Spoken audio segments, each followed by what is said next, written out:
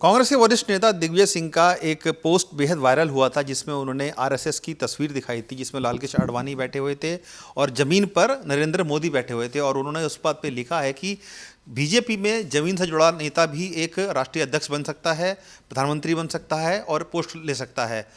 इसके बाद तमाम बवाल मचा है। कांग्रेस पार्टी के अंदर ही उनकी मुखालफत भी हुई है। हमारे साथ तारिक अनवर साहब है, वरिष्ठ नेता हैं कांग्रेस के ही। अनवर सर, जिस तरीके का पूरा पोस्ट है, पहले भी हमने देखा है कांग्रेस के कई सारे नेता हैं ऐसे जो गाहे बगाए पोस्ट डालते रहते हैं जो कांग्रेस के लिए मुश्किल खड़ी कर देते हैं, उनकी विचारधारा पर क्वेश्चन कर देते हैं। अब दिग्विजय सिंह सर बहुत बड़ा नाम है कांग्रेस के, सर मुख्यमंत्री रहे हैं, राष्ट्रीय महासचिव रहे हैं, बहुत कई सारी पोस्टों पर रहे हैं, लेकिन जिस तरीके से आरएसएस की तारीफ करना और उस पोस्ट को लेकर आप क्या कहेंगे, किस तरह देखते हैं सर? देखिए, आरएसएस की जो तारीफ उन्होंने किया है वो उनके संगठन की तारीफ किया है, उनके विचारधारा की तारीफ नहीं किया है। वो हमेशा खुल के ये बात कहते रहे हैं कि आरएसएस की विचारधारा वो देश के हित में नहीं है और उसकी हमेशा घोर निंदा उन्होंने किया है कि जो आरएसएस से जिस विचारधारा को देश में चलाना चाहता है उससे देश का नुकसान होगा। उन्होंने संगठन की बात की है। संगठन तो कोई भी संगठन अगर मजबूत है तो वो तो उसको तो स्वीकार करना पड़ेगा। तो आरएसएस का संगठन मजबूत है जिसकी वजह से वो केंद्र में सत्ता में आए, राज्यों में सत्ता में आए, तो इससे कौन इनकार कर सकता है। इसी बात को उन्होंने अपने ट्वीट में कहा था कि हमें आरएसएस से उनके संगठन को कैसे मजबूत करना है, हम कांग्रेस को कैसे मजबूत करना है ग्रास रूट पर, ये आरएसएस से सीखना चाहिए या आरएसएस से प्रेरणा लेनी चाहिए। इसका हरगिज़ ये मतलब नहीं कि उनकी विचारधारा से वो सहमत है। देखिए सर, सवाल यही उठता है क्योंकि वरिष्ठ नेता हैं सर कांग्रेस के वो, और जिस तरीके से उन्होंने ये ट्वीट किया है, कहीं ना कहीं लोगों के मन में शंका ये हो जाती क्या दिग्विजय सिंह साहब भी शशि थरूर साहब की राह पर चल पड़े हैं। क्योंकि शशि थरूर साहब ने भी पहले कई बार तारीफ़ की है, प्रधानमंत्री की भी और बीजेपी की भी कई लोगों की बात तारीफ़ की है। अब इसी तरीके से सर हमने देखा है कि दिग्विजय सिंह साहब बोल रहे हैं। क्या लगता है कि कुछ मन में उनके सर कुछ चीज़ें बदल रही हैं या उनका अपना पर्सनल एक इंट्यूशन ऐसा है? बिल्कुल ऐसा नहीं है, वो बहुत स्पष्ट उनका ट्वीट है और अब उसके बाद फ़ौरन उसके बाद भी उन्होंने इस बात का खंडन किया है कि हमने आरएसएस की विचारधारा का स्वागत नहीं किया है या उसको अपनाने की बात नहीं की है। हमने सिर्फ ये कहा है कि उनसे ये सीखने की आवश्यकता है कि वो ज़मीन से ऊपर उठकर यहाँ तक पहुँच गए, एक ज़मीनी कार्यकर्ता देश का प्रधानमंत्री बन गया। तो वो पैटर्न, वो संगठन को कैसे चलाते हैं उसको हमको देखना चाहिए, उसको समझने की ज़रूरत है। इसमें सर और भी कई सारे राजनीतिज्ञों से बातचीत हुई तो उनका कहना है कि अगर दिग्विजय सिंह ये बात कह रहे हैं कि ये संगठन किस तरीके से काम करता है, एक ज़मीन से जुड़ा हुआ नेता भी प्रधानमंत्री बन सकता है, वो कांग्रेस में क्यों नहीं है? क्यों कांग्रेस में सिर्फ गांधी परिवार तक ही सीमित रह जाते हैं, जो ज़मीन के कार्यकर्ता होते हैं वो इतना आगे नहीं बढ़ पाते हैं? कांग्रेस के लिए भी सीख की बात कह रहे हैं वो सर? नहीं, देखिए ऐसा नहीं है। कांग्रेस परिवार जो हमारा है और गांधी परिवार वो एक दूसरे में समाया हुआ है, उसको अलग नहीं कर सकते। कांग्रेस परिवार को आप नेहरू और गांधी परिवार से अलग नहीं कर सकते क्योंकि उनका बहुत बड़ा योगदान है देश की आज़ादी से लेकर अब तक। भाई कौन ऐसी पार्टी है, कौन ऐसा नेता, भारतीय जनता पार्टी बताए, आरएसएस बताए कि उनका कोई नेता देश के लिए कुर्बानी दिया हो, बलिदान दिया हो। हमारे यहाँ आज़ादी के वक्त में नेहरू जी 9 साल तक जेल में रहे, उसके बाद इंदिरा जी की हत्या हुई, उन्होंने एक तरह से बलिदान दिया, फिर राहुल जी ने बलिदान दिया।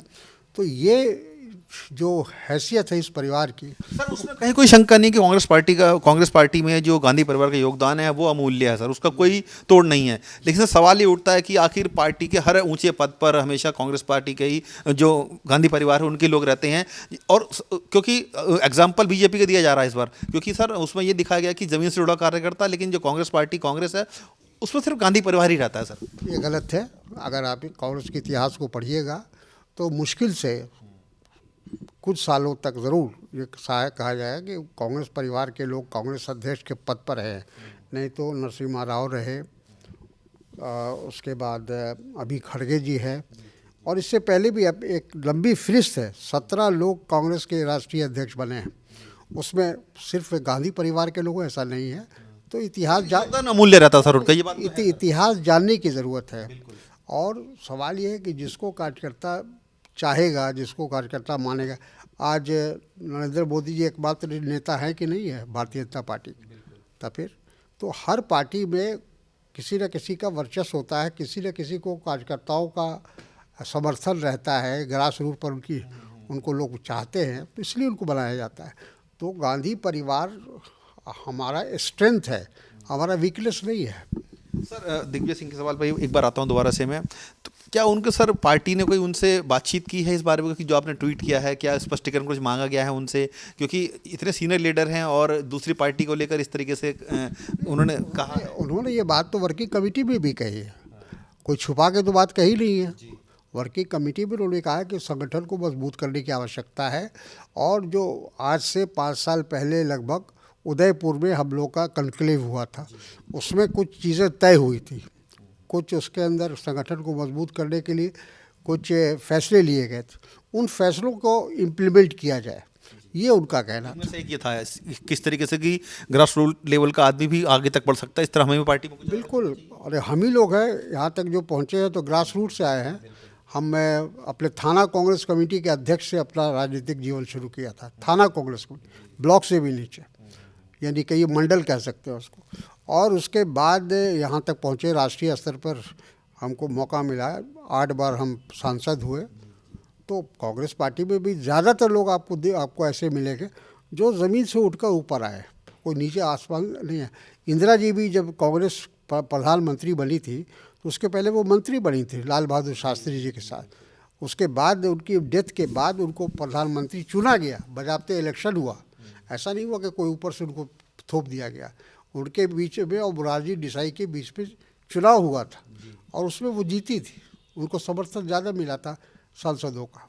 सर इसी से आखिरी सवाल है मेरा जुड़ा हुआ, सर क्या लगता है कि जिस तरीके से कांग्रेस पार्टी के तमाम वरिष्ठ नेता हैं या और भी नेता हैं वो गाहे बगाए बीजेपी की तारीफ करते रहते हैं या उनके पाले में भी चले जाते हैं, कांग्रेस पार्टी को उससे कुछ डैमेज होता है या उनकी जो इंटरनल पॉलिटिक्स है उसमें कुछ घमासान मचा रहता है, चाहे वो शशि थरूर की बात करें या अन्य तमाम ऐसे नेता हैं जो बीजेपी में गए हैं? शशि थरूर भी बार बार इस बात को कहते रहे हैं, वो कांग्रेस के कार्यकर्ता है, कांग्रेस के जो उसूल है, कांग्रेस की जो विचारधारा है उससे सहमत है। कल भी कहा उन्होंने, कल भी उनका हम इंटरव्यू देख रहे थे जिसमें उन्होंने कहा कि कांग्रेस के साथ हम इसलिए हैं कि कांग्रेस सबों को लेकर चलती है, वो उसके धर्मनिरपेक्षता पर विश्वास करती है और सर्वधर्म समभाव पर विश्वास करती है। बीजेपी एक धर्म, एक जाति, एक बरादरी को लेकर चलना चाहती है। आपको लगता है इन तरह के बयानों से सर पार्टी को नुकसान होता है? कुछ कोई नुकसान नहीं होता। यहाँ हमारे यहाँ डेमोक्रेसी है, लोकतंत्र है। भारतीय जनता पार्टी की तरह सारे दरवाजे और खिड़कियाँ बंद नहीं हैं। ये तारिक अनवर साहब थे जिन्होंने खुलकर बात की है, चाहे वो बांग्लादेश का इश्यू हो या भारत की इंटरनेट पॉलिटिक्स हो या दिग्विजय सिंह का वो मैटर जिसमें वो आरएसएस की तारीफ करते नजर आ रहे हैं, खुलकर अपनी बात रखी है। तो और ये कहा है कि वो उनका पर्सनल ओपिनियन हो सकता है लेकिन पार्टी लाइन उनकी बिल्कुल स्पष्ट है। और ये लगातार वो पहले भी कहते रहे कि अगर संगठन में किसी देखना है तो बीजेपी का संगठन देखना चाहिए, क्योंकि किस तरीके से ज़मीन का जुड़ा एक आदमी भी प्रधानमंत्री बन सकता है। जितेंद्र चौहान, स्टेट मिरर के लिए।